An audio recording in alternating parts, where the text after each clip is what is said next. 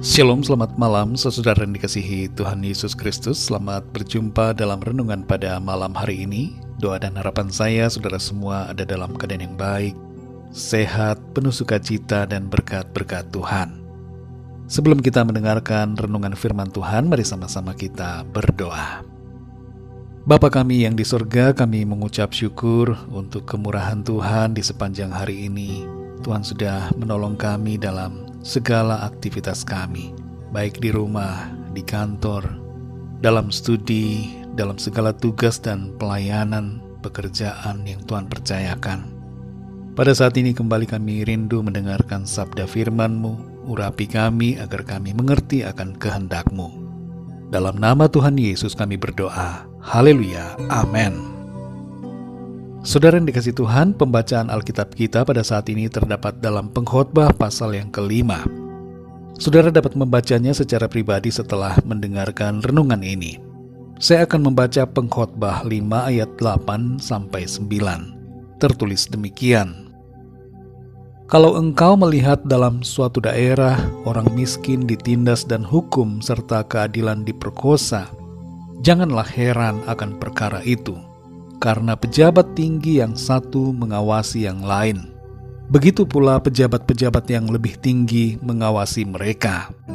Suatu keuntungan bagi negara dalam keadaan demikian ialah kalau rajanya dihormati di daerah itu. Saudara yang dikasihi Tuhan, negara yang paling rendah tingkat korupsi pemerintahnya di dunia ini adalah Selandia Baru. Bersamaan dengan itu ada juga Denmark dan Finlandia. Tiga negara ini termasuk negara yang maju dan sejahtera warganya.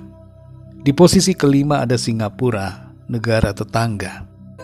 Posisi di paling bawah, yaitu negara dengan tingkat korupsi tertinggi di dunia adalah Sudan Selatan, berada di posisi 180. Sementara itu Indonesia ada di posisi ke-96, berarti ada di tengah-tengah. Di negara yang tingkat korupsinya cukup tinggi, para pejabatnya mencari segala cara untuk bermain dalam berbagai situasi. Sangat disayangkan karena sikap seperti ini tidak memajukan negara, tapi menghalangi kesejahteraan rakyat dan kemajuan bangsa. Dalam Pengkhotbah 5 ayat yang ke-8 dikatakan, kalau engkau melihat dalam suatu daerah orang miskin ditindas dan hukum serta keadilan diperkosa, janganlah heran akan perkara itu, karena pejabat tinggi yang satu mengawasi yang lain. Begitu pula pejabat-pejabat yang lebih tinggi mengawasi mereka. Ayat ini menyatakan agar jangan heran bila terjadi ketidakadilan, penyimpangan hukum, dan penindasan di suatu daerah, karena kuncinya ada di para pejabatnya. Pejabat di tingkat yang rendah dan pejabat tinggi saling terkait satu sama lain. Kalau kepalanya lurus, maka bawahnya juga akan lurus.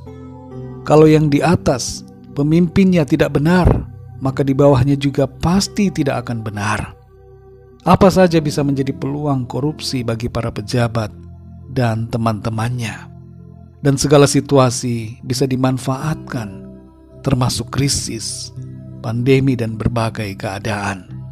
Menghadapi situasi seperti ini, saudara, apa yang bisa kita lakukan adalah berdoa untuk para penguasa, berdoa untuk para pemimpin bangsa, agar mereka menjalankan tugasnya dengan takut akan Tuhan, mengikuti kebenaran, dan melakukan keadilan.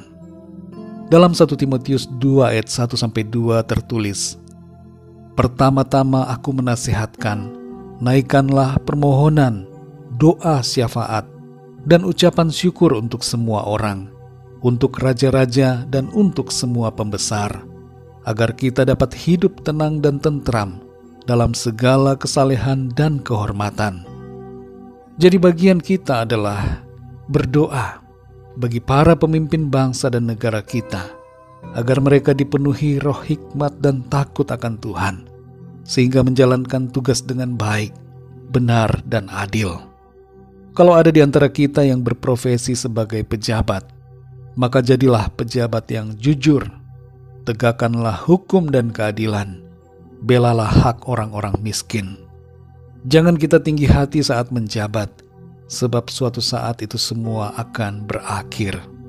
Jika kita ada di posisi sebagai masyarakat, jangan berharap kepada penguasa, pejabat, dan pemerintah, tapi berharaplah senantiasa kepada Tuhan.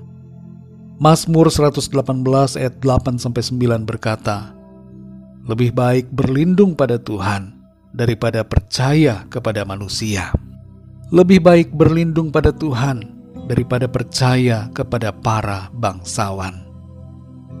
Mari saudara yang dikasihi Tuhan, tetap andalkan Tuhan dan berdoalah bagi bangsa kita, serta berdoalah juga untuk kesejahteraan kota di mana kita berada, di mana Tuhan menempatkan kita, agar ada kesejahteraan, keamanan, kebenaran, dan keadilan. Mari kita berdoa, saudara. Bapa kami yang di sorga, Bapa, dalam nama Tuhan Yesus Kristus, kami mengucap syukur untuk firman-Mu yang sudah kami dengar pada saat ini, mengajarkan kepada kami, untuk kami mendoakan para penguasa, para pemimpin bangsa dan negara kami. Saat ini kami berdoa untuk presiden dan wakil presiden, untuk para menteri dan semua pejabat yang ada, baik di pusat sampai daerah, agar Tuhan Engkau mencurahkan roh yang takut akan Tuhan.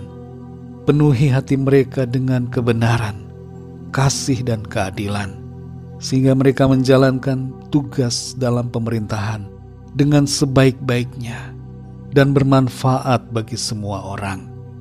Kami berdoa untuk kesejahteraan kota di mana kami berada. Berikanlah keamanan, ketentraman di daerah di mana Tuhan menempatkan kami. Terima kasih Tuhan. Ajar kami untuk menjadi pribadi-pribadi yang jujur, benar, dan adil, melakukan firman Tuhan dalam hidup kami.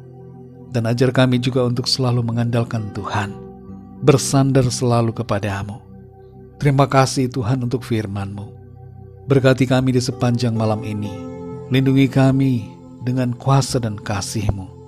Kami berdoa bagi yang sakit dan dalam pergumulan, agar Tuhan menjamah dan memulihkan, berikan kesehatan yang sempurna, dan nyatakan kuasa mujizat-Mu bagi setiap mereka.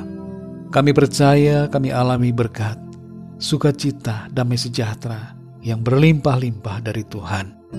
Terima kasih Bapa, hanya dalam nama-Mu yang kudus, nama Tuhan Yesus Kristus, kami sudah berdoa dan mengucap syukur.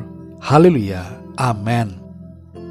Puji Tuhan, saudara yang dikasihi Tuhan, saya percaya firman Tuhan menjadi berkat dan kekuatan buat saudara semua, dan Roh Kudus akan menolong saudara untuk lebih lagi memahami kebenaran firman Tuhan. Tuhan Yesus memberkati saudara semua. Sampai jumpa dalam renungan yang berikutnya. Haleluya.